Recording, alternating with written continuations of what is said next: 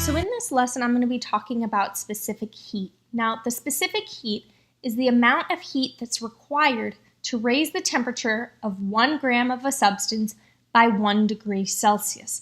What your specific heat allows you to do in layman's terms is to calculate the amount of heat that is involved in raising or in lowering the temperature of a specific amount of a substance. So we're finally able to relate the concept of temperature, which we looked at in the previous lesson, and energy or heat that we looked at in the previous lesson. So the formula for specific heat is Q, which is your heat. Heat equals your mass, M, times your specific heat, which is represented with a capital C, times your change in temperature. Now, your change in temperature is your final temperature minus your initial temperature. So for example, if you start off at 10 degrees Celsius and the temperature increases to 20 degrees Celsius, the change in temperature would be 10. However, if you start off at 20 degrees Celsius and you decrease the temperature to 10 degrees Celsius, the change in temperature would be negative 10 degrees Celsius. So let's look at an example. Here it asks you to calculate the heat. So you're searching for Q. You're going to calculate Q. That equals, well, it gives you your mass, which is 50.0 grams of water, times your specific heat, which is 4.18 joules per gram degrees Celsius, times your change in temperature. Well, your temperature changed from 17 degrees Celsius to 37 degrees Celsius. So that's a change, 37 minus 17, that's a 20 degrees Celsius change. Notice that I put 20 point, and the reason why is you might be tempted to say that 20 only has one significant figure when you're doing your final calculations.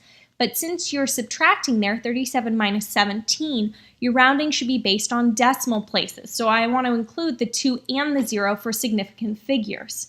So when you multiply those together, what you get for your heat is 4,180 joules. Well, I want to round that to 2 sig figs, so that's going to round to 4,200 joules.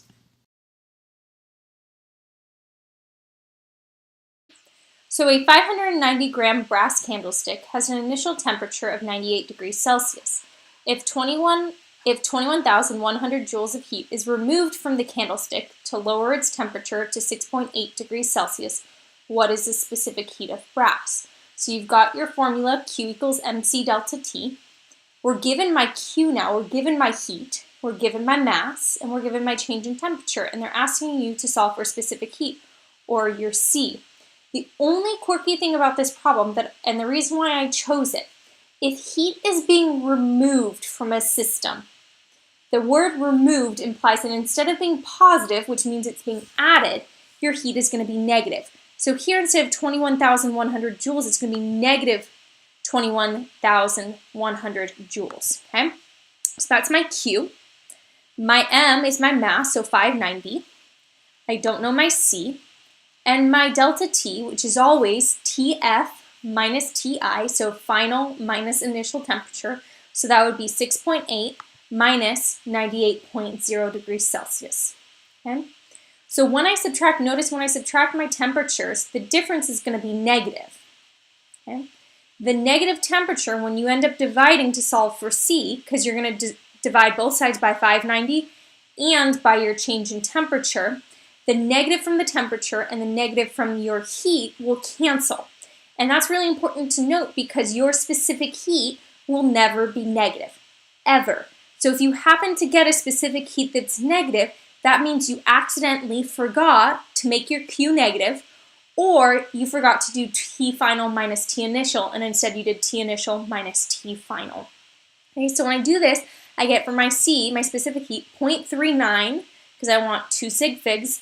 My units are going to be, well, I divided heat, which is joules, by mass, which is grams, and by change in temperature, which is degrees Celsius. So my specific heat is 0.39 joules per gram degrees Celsius. So if you ever see the word remove, it implies that your heat is going to be negative. Now, should they have written negative 21,100 joules? No, because by writing it was removed, then they're all good. So if you get a problem where your Q is negative, you have two options, right? So if you got an answer of negative 21,100 joules for this problem, right?